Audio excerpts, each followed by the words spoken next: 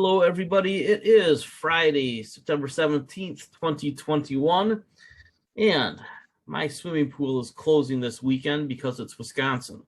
Luckily, it's going to be in the 80s. Both of the last 2 days that the pool is open. So I've got the Hulk coming over today after this webinar, and we're going to go swimming. Now, we're going to talk about a few ETFs later on, but I want to start with some stocks. And since all of you should be in these already, well, maybe there's some people who will listen to this on YouTube and get some ideas and follow you in. Oh, Black Sky Technology, right? Recently went public, converted from a SPAC, just a regular trading stock, jumped right up. One of the things I want to talk about is why these stocks move the way they move once they get a public listing and they go through the redemption process.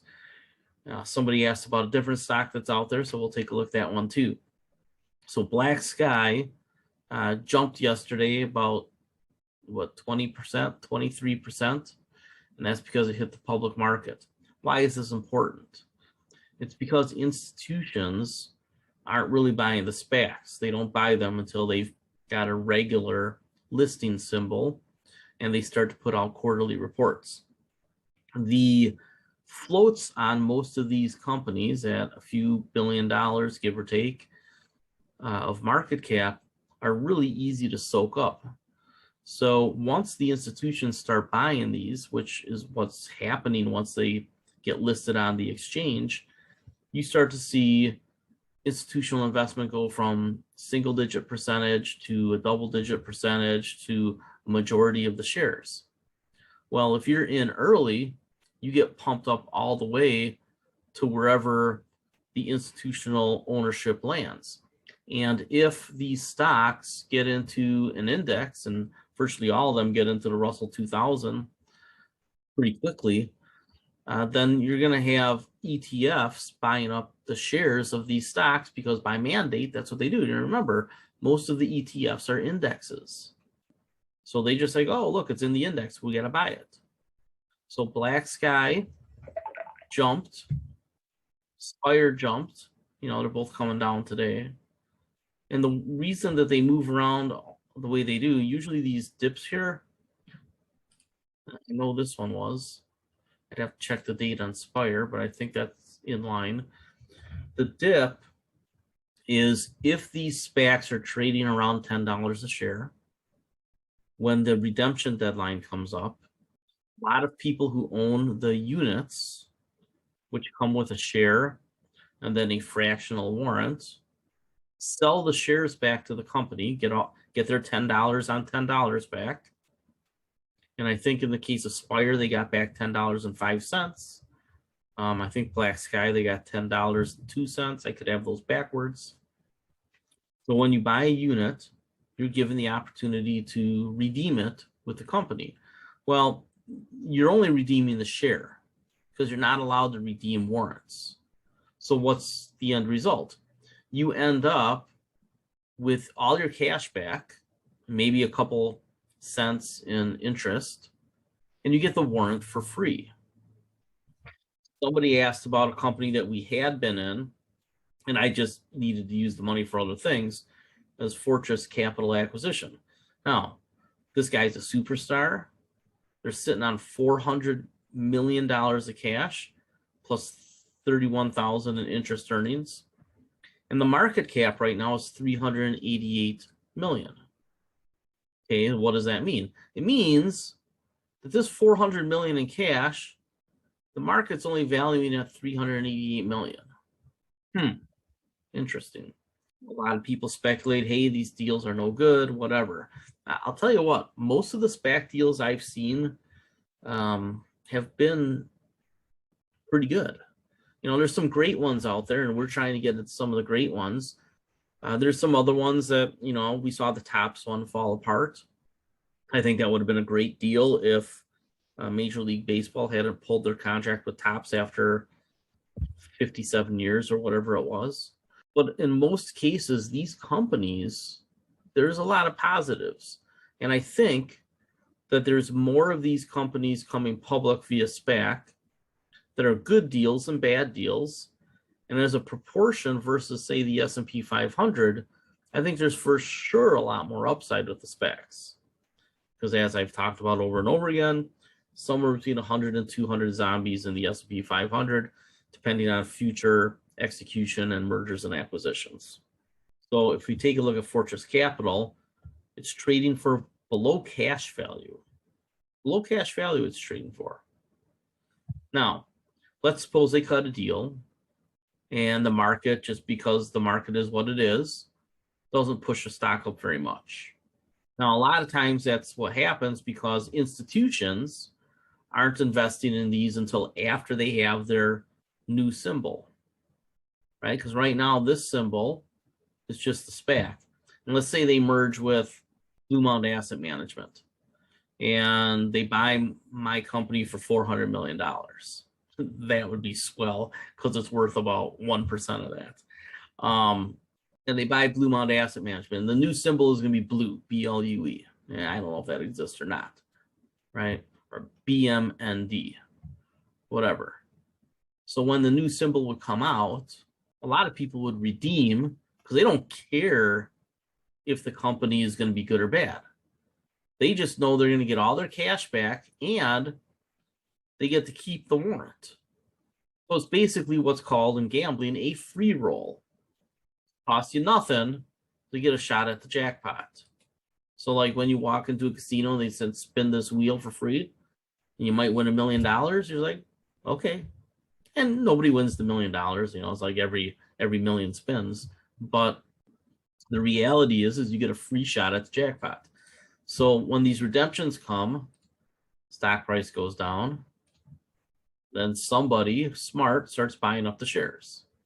I'm pointing out Black Sky and Spire because we have two other satellite as a service companies that I've been telling you to buy. And you can still get the units on those. I would go out and buy some units of the other two satellite as a service companies that I've been recommending in the plug and play stocks. Because they're going to go through this process. You get them both for a little under $10 right now. So you could buy $10 for like $9.98, $9.97, whatever they're trading for at the moment. And when the deals go public, right, because they already have their deals, but when the new symbols come out, and I think one is next month and one is the month after, they might both be in October. When the new symbols come out, you get redemption. Now, if you want, you can redeem your shares and keep the warrants for free because you're going to get over $10 a share in cash. 1001, 1002, right in there, whatever they earned in interest. What I expect with these satellite as a service, what I expect with these satellite as a service companies is if you've taken a look at their presentations and the fact that 3 out of 4 of them are profitable already and growing, 100% growth rates year over year, probably going to grow that way for a long time, 5, 6, 7, 8 years. You start to go, that revenue is really adding up, and yet they're adding almost nothing in new expenses. One of our companies actually put out a report that said no new expenses the last 5 years, and revenues are up 19% compound annual growth rate. That company was Barrick Gold. So Barrick Gold's sitting on a mountain of cash. They're returning huge chunks of cash back to shareholders, plus have a dividend. So not only are they paying a dividend, but they are giving back 3 giant tranches of cash this year to shareholders that effectively, I believe, a little bit more than doubled the dividend payout.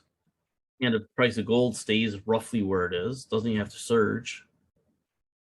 They have about 10 more years based on reserves to keep throwing off those huge compound annual growth rates and free cash flow. So what's going to happen with that free cash flow? Well, a lot of it's going to go into the dividend and buybacks. So if they start shrinking their float, holy cow. And they just announced a deal improvement with their Nevada joint venture with Newmont. But when I talk about knowing your companies, and I can rattle on like this about at least 70 or 80 companies, maybe 100. I got that nifty AI that just keeps telling me things. You know, it's important. It's important to know your companies. And I know that most people don't because they don't have the time. Working full-time jobs, whatever it is. This is my full-time job. I read for a living for you.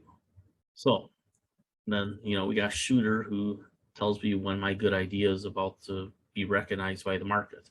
And that's really where technical analysis comes in, right? Technical analysis doesn't really tell you much other than, hey, the market finally likes it.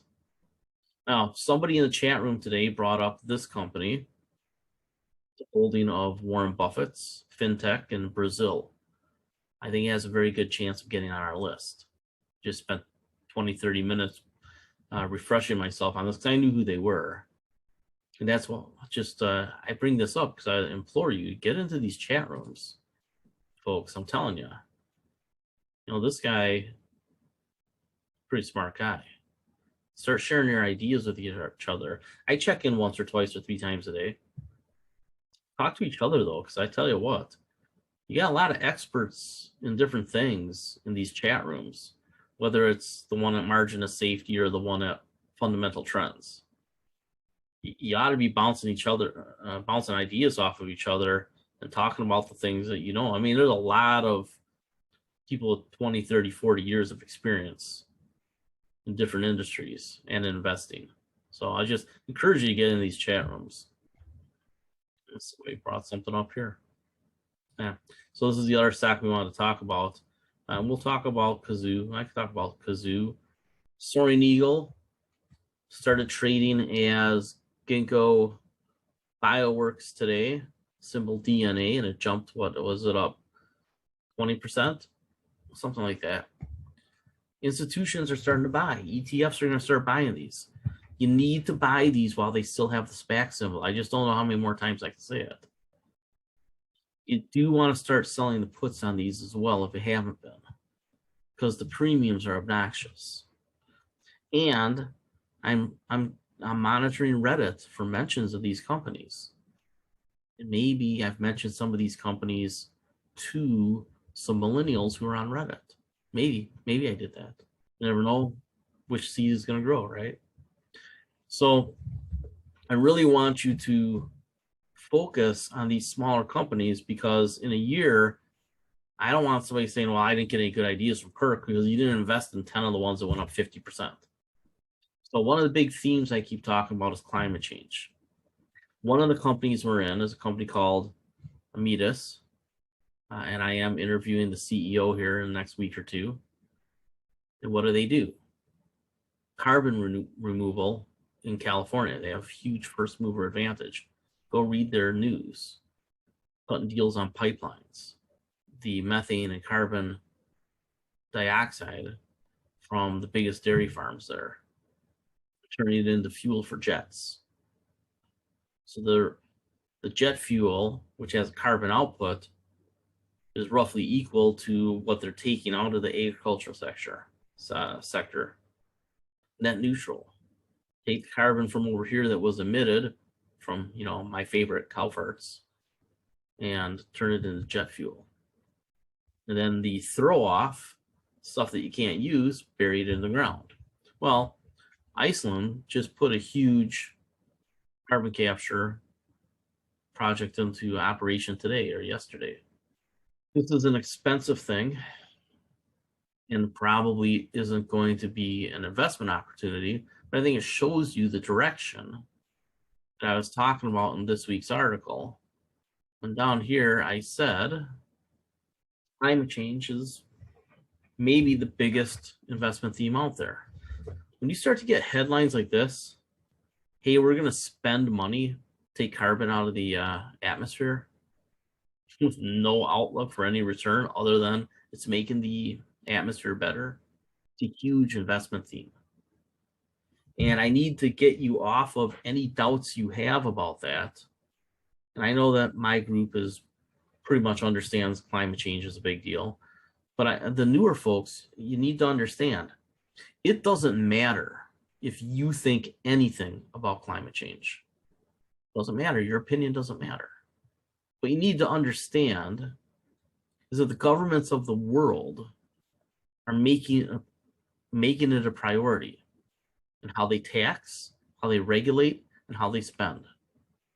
One of the things I've learned in all these years, and it started with, some relatives and my first landlord, all comes from, the idea, follow the money, learn from people who have already done things. Is if the governments are steering policy and you're a company or an investor, you had better be very aware of that, because you don't want to fight City Hall. And if City Hall is handing out money, you might as well put out your bucket and get a handful of it.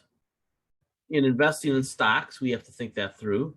And when we invest in ETFs, we want to think about that too. And in our 401k, and I'll show you part of a presentation that I'm giving next week. But when we take a look at different parts of the economy, right? This is a chart of XLE over the last 5 years. There you go. There's XLE down there. Here's the S&P 500. Here's QQQ. And here's the Invesco Clean Energy Fund and the Invesco Solar Fund. Incidentally, one of the companies that we picked out a couple years ago, Invesco, remember I told you that they were probably involved in a merger or acquisition? And I've already sold out of Invesco. There just wasn't enough upside. But for those of you who are still in Invesco, do you see the news?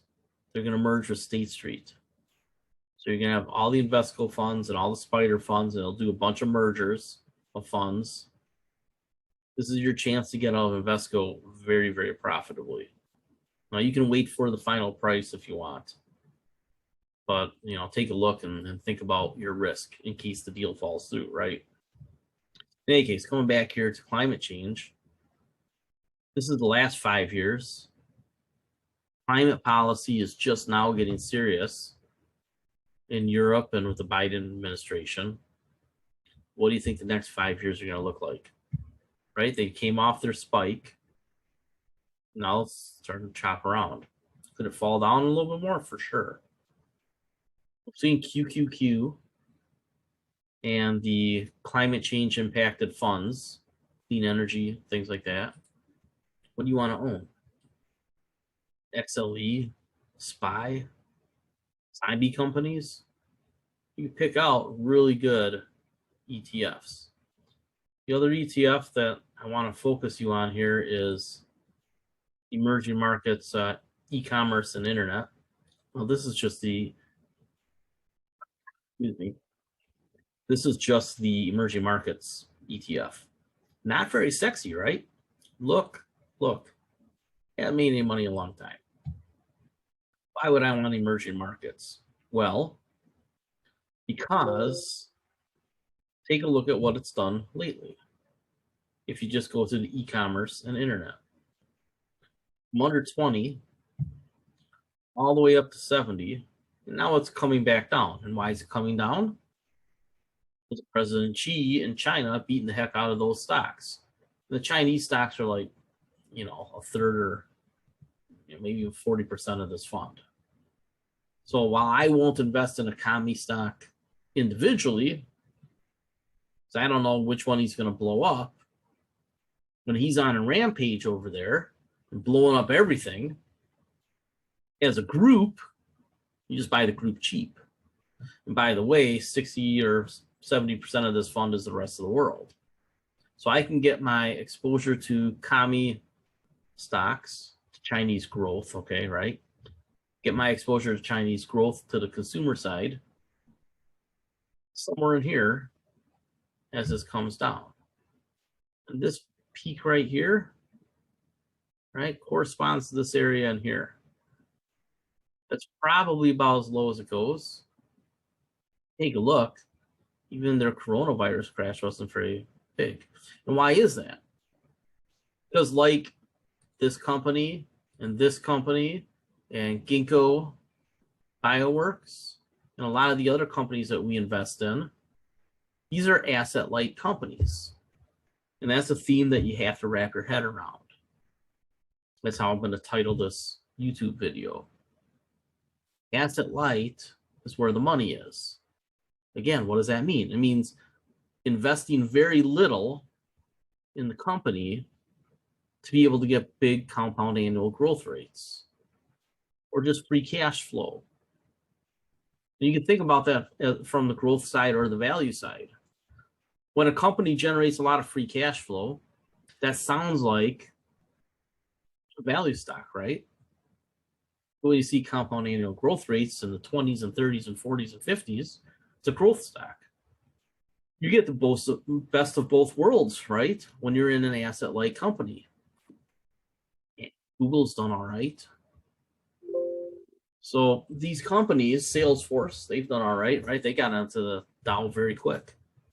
Companies that don't have to put a lot in to be able to grow their business and generate more free cash flow, that's what you want. You almost don't have to invest in anything else. All right, so across the board, whether it's stocks or ETFs, again, I just want to pound on you, buy the companies or the ETFs that are focused on asset light. That's been a theme for a long time, and yet 80% of the people out there still aren't using it, despite most of the gains in the stock market being concentrated in those companies.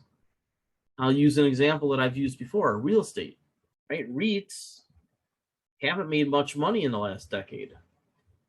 They've trailed the market. Nobody wants to hear that who's a REIT fan, because, oh my God, I get my dividend. But if you had invested in the software as a service companies that service the real estate industry, whether it's landlords or builders or hotels or whatever, you'd literally have made 5 times more money. You wouldn't have gotten your 6% dividend, but you wouldn't have gotten Simon Property getting cut in half either, and having to downsize by giving the keys back on entire malls to the bank. And I like to beat up on Simon Property because everybody wants to talk about how great their management is. They're not. Let me show you a chart. Flip it over to Google where anybody can use it. Let's take a look at the full chart. Let's go back really far away. All right. So this is QQQ. Get rid of it. Let's go back really all the way to the real estate boom. Crash. QE era. Crash. Let's just take this high point and this high point. So you could have gone from 110 to 130 over 14 years. But you would have gotten your little 4 or 5 or 6% dividend. Does this look like great management? That it could crash like that twice? It was already started way ahead of coronavirus. It's not great management. They're just riding the interest rate cycle. Nothing special about these guys. If you've been in their malls, they let a mall in suburban Milwaukee get in such bad shape because they had no freaking idea what they were doing that they just gave the keys back to the bank, said we give up.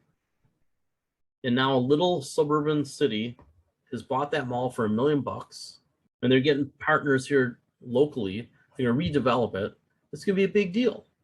So know your companies and don't worship people who just ride the cycle, because all they're in it for is the skim. Hey, we just run this big thing and just keep skimming money. I can do this with 50 other REITs. But meanwhile, if you had gotten into Zillow, goes public, shoots up, even though it comes down, still up 4-fold. Maybe open the door to another company. Hype on the IPO, settling in. I've talked to you about Open Door. If you're not selling puts on this on the dips, I just don't get it. Take a look at what their cash flow is. Take a look at their inventory of properties. Take a look at how fast they're growing. The reason it came down here is because every property in America was selling for above the asking price. That doesn't happen forever. When was the last time it happened? 2005, 6, and 7, right? What happened after that? They need a salesman again. This is a super technology salesman. hooked up with boots on the ground, or can be. And by the way, if you can't sell your house fast enough so that you can move to where you want to move to, hey, they'll just buy it from you and they'll carry the risk for a while. Maybe they'll rent it out in the meantime. So we go through all these companies, right? And we go through the ETFs, common themes, asset light, growth markets, increasing cash flow, high growth rates, stocks that can go up even if the market goes down. Today's a good example. How many of you have a green screen today that have a lot of my stocks? You've been selling puts. Stock market's down today. I'm green. Been that way for a week, 2 weeks. Something on Bloomberg happened today. I was watching as I made my tea.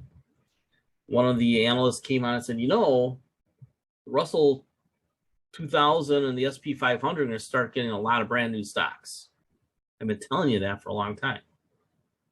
Right? That's why we're in the small and mid cap stocks primarily, because those are the growth companies that are going to become big. So these SPACs are going on to the Russell 2000 in the next rebalance next spring. In the meantime, institutions are nibbling into the shares based on the mandate or the rules for their particular ETF or fund.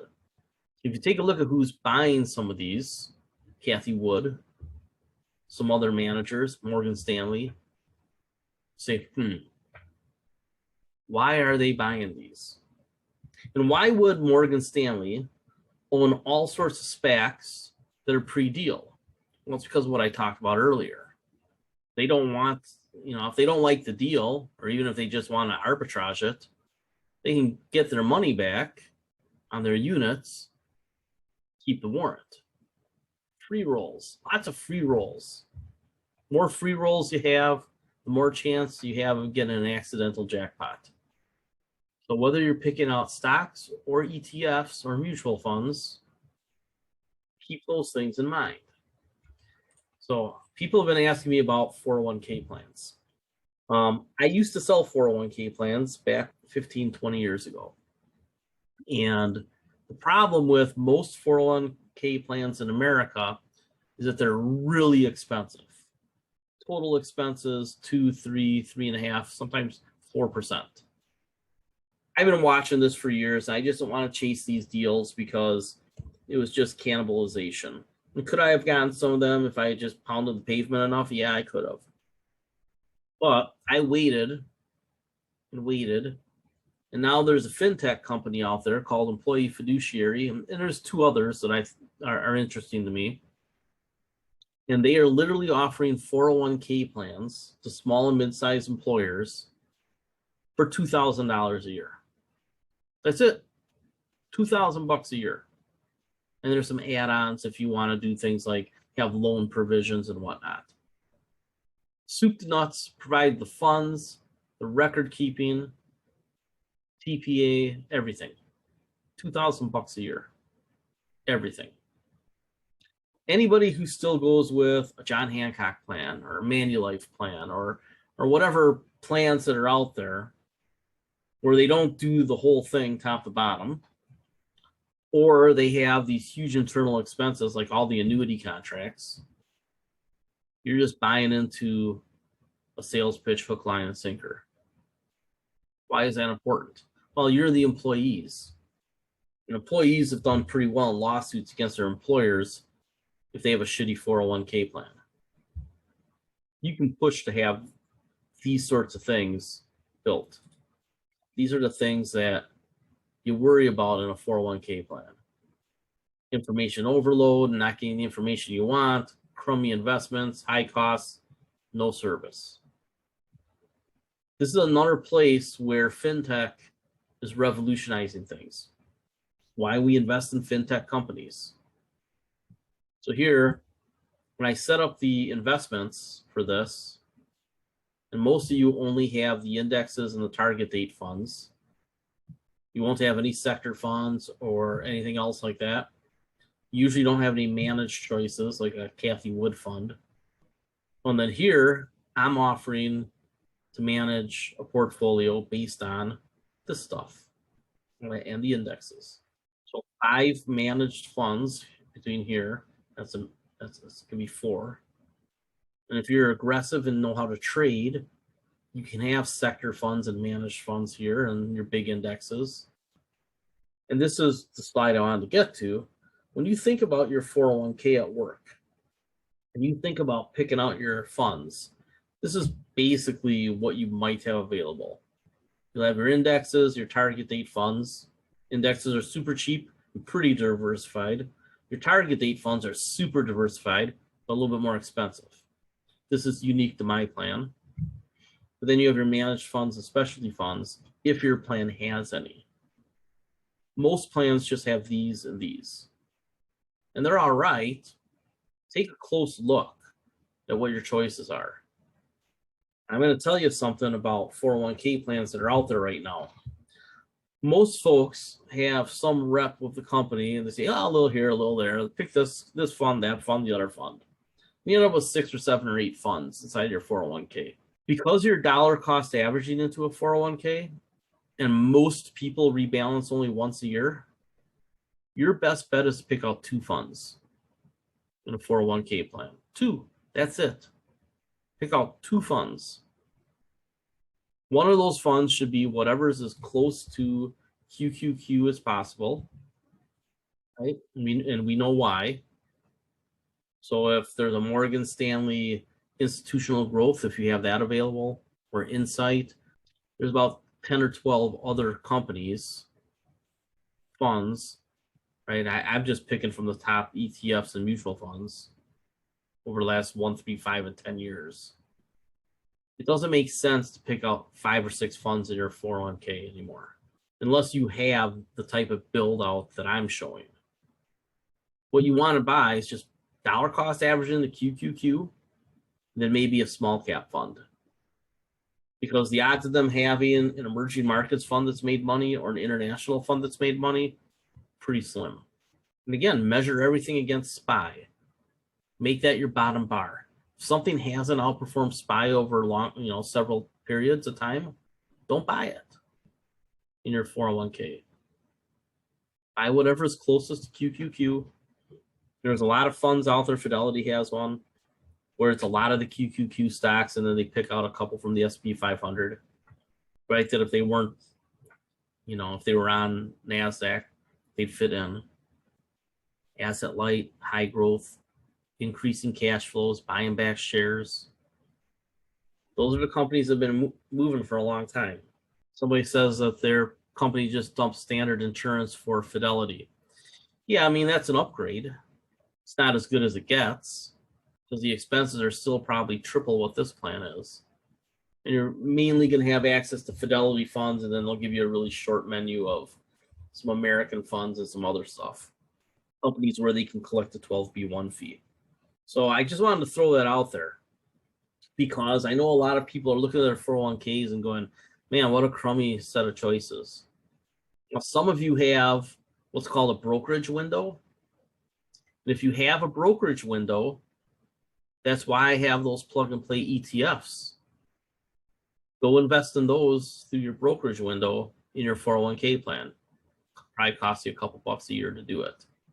And if they only let you do mutual funds, like the Fidelity plan, I don't know if Fidelity's adding ETFs yet or not, but they used to only allow mutual funds. But you'd have access to a lot of mutual funds. So you just look for companies, management companies that are similar, providing a similar product to some of these really great ETFs. Check to see what your rules are. And if you have a brokerage window and you don't have a plan that's doing this for you, use your brokerage window and bypass the crummy choices. Now, a lot of 401k plans, they say, hey, you can put half of your money into the brokerage side. Well, in which case, dollar cost average into QQQ or whatever similar, and maybe a small cap fund, and then go over to the brokerage side and do the rest of your asset allocation that you manage. Somebody had asked about 401k investing and how I'm doing it, and it just happens that I've gotten back into that business here recently. because I found something that actually every single company that I call, I'm going to be able to beat their plan by a lot. It's just a matter of, can I convince them to take the time to look? Any questions about anything that was in this article or about any stocks? I mean, at this point, I'm okay talking about some of the stocks on here. I don't want to give you the names of the 2 other satellite stocks. They're on the plug and play. Take a look. I know a lot of you haven't invested in these yet. But the ones that are already trading under their new symbol, well, let's let the world know how great they are. Because we need other investors to push our prices back up to where they belong. I've been talking about potential Chinese black swan for a few months now. That was, if you take a look at the YouTube videos, you see the black swan on one of the videos from 2 months ago. So somebody's asking about Evergrande over in China. Well, here's a problem. So remember, long-term capital was a pretty big shock to the market. This is bigger. And you have to think that there's going to be a bailout, at least partially, of the retail investors, because heaven forbid that people who buy a shitty investment lose money. That's not allowed anymore. You're not supposed to lose money on anything you invest in because, my God, you're a superstar investor, and we don't want you to feel bad, and we don't want you to lose money. So Evergrande, the problem they have is that they were selling wealth management products, and people haven't been getting paid on those for a while now. And they were getting way above market interest rates for super high risk investments. Remember 4, 5, 6 years ago, all the videos, all the news stories about ghost cities in China? Yeah. Why would anybody be buying real estate backed investments there? We know the real estate that they built is just falling apart. It's not even occupied, not collecting anything. So I do think this is going to leave a mark on the market. I don't know how big. I think that China has to do some bail-in, and that'll lower the value of the yuan, which will push the dollar up. And that could be a headwind for risk assets for a little while. So not only do we have tapering coming, but the rebound in growth is slowing down. Why? I've been telling you for 12 years, slow growth forever. Most of the world's already grown. Population rate is starting to bend the other way. A lot of people are already out of the, are already into the global middle class. There's just less growth out there based on demographics and the shift from poor to middle class. Fewer people and fewer people moving up. The only way to see higher growth in the world is to rebuild it. Build it back better. I don't care what you call it. It all goes back to climate change. So even if there is no such thing as climate change and this is just sunspots, it doesn't matter. The governments of the world are pushing an agenda to rebuild the world because otherwise there's not going to be much growth. So invest in the things that are connected to that. Even the technology. Take a look at Cathie Wood's funds. She goes second degree, third degree on some of these. You don't have to be a solar panel company to be making money based on climate change. You could be creating software that's used in energy management. And goodness gracious, if you build that software, when every new client signs up, you have to add all kinds of money to make that work, don't you? No, it's software. Handle as many people as you can throw at it. Now, maybe you need an extra engineer to handle speed bumps, but once it's built, it's very scalable. That was just my little unplanned rant today. I actually just wanted to answer some questions. I mean, almost everything we talked about today were questions from the last week, mainly at fundamental trends. So, hey, margin of safety people, jump onto that chat, start asking questions, or post something in the comments section. I see it all. I mean, I don't see it in real time. I mean, sometimes a day later, but I see it. I check in 1 to 3 times a day on both sites. If you're a new investor, and I know we got like 25 new subscribers in the last couple of weeks, take a look at these companies. Get into these stocks. Pull them into your comfort zone and unlearn a lot of the shit that you've learned in the past that's just wrong. I've hinted at how much money I've made in the last 20 years investing this way. Stop investing in the Simon Property Groups of the world and the Exxons and the Chevrons. There's no secular growth trends at their back. None. And in fact, on the energy side, Chevron and Exxon are in trouble long term. They're going through a very extended period of running out their businesses or winding down their businesses. That's what's going on. If you haven't noticed that, you say, oh, but they had higher cash flow this year than last year. Well, good grief, everything fell off a cliff last year. Of course they're going to get a rebound. Stretch those charts out over 10 years. And I just finish up with the energy because there's been no demand growth in fossil fuel energy in like the last 6-7 years. It's sideways. The growth rate's under 1%. And it's going to go negative really soon. Why? Because you have most of the world going away from internal combustion engine cars, which means we're going to have way too much oil versus what's going to be demanded by the end of the decade. So while we might chop up a little higher on oil prices short term because of supply chain issues, once these countries start incentivizing, and we're about to see it in the United States, EV purchases, and one of our companies is invested in a company, an internal company, a subsidiary, the electric trucks. And I just saw another electric truck company go public, and I discovered them because I was looking at, I just want to see who is hiring. So I went through like 1,000 Indeed ads. Who's hiring? Segregate all the crap jobs. And then you take a look at, okay, who's offering real jobs, where you can make over 50 grand and into the 6 figures. And it's all these things that I'm talking about. So if you're not in a position to change careers to go into one of the growth industries, at least invest in those growth industries. Because I can tell you, when interest rates go up, and they will someday, real estate's going to get crushed again. And the oil companies and the gas companies and coal companies are all in different phases of slow death. And only a handful of them will be able to transition to cleaner energy. Total is one of them. On the fossil fuel side, Permian will probably be last man standing in the United States. I think they'll just keep picking up assets from bankrupt companies. You have the best rock and the best balance sheet, probably the best management. But I still don't want to buy them. Right? There'd have to be a massive crash for me to buy Pioneer or Total. But I will buy all these clean energy stocks and take a look at the holdings in some of these.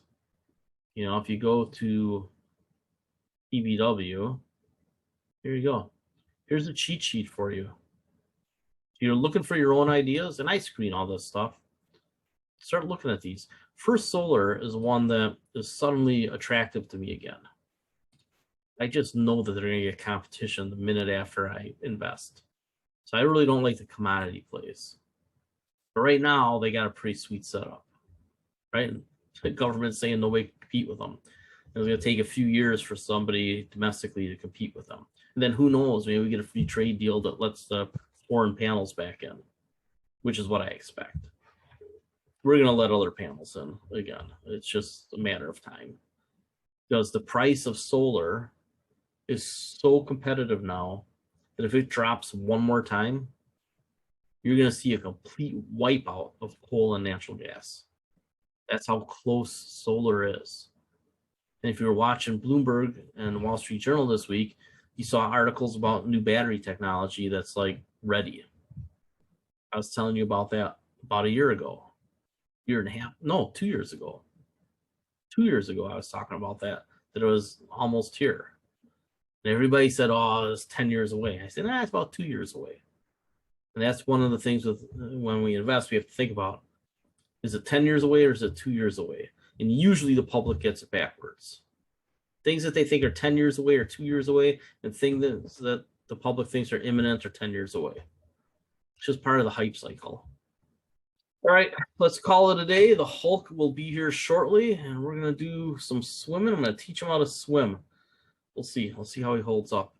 But we do a walk, usually around the property, get our mile or mile and a half or 2 miles in, and then, take a nap. That usually puts him asleep. That means I can sit in my recliner and take a nap too. And after swimming with him, I'm going to be wiped out. So, all right. I am going to have a full 401k presentation soon, but I just wanted to give you a taste. And again, I want to remind you this. I know that I haven't got everybody into the financial planning software yet, right? So I have something called Money Guide Pro that I'm giving all subscribers for free. I won't consult with you. I mean, you got to pay me to consult, but you can use Money Guide Pro for free. Just send me a message through the contact Kirk that you want Money Guide Pro. Tell me what service you belong to with your username. I have a couple messages up. I'll send another one out. And I will take about 5 minutes to set each one up. And I'm probably 30 behind.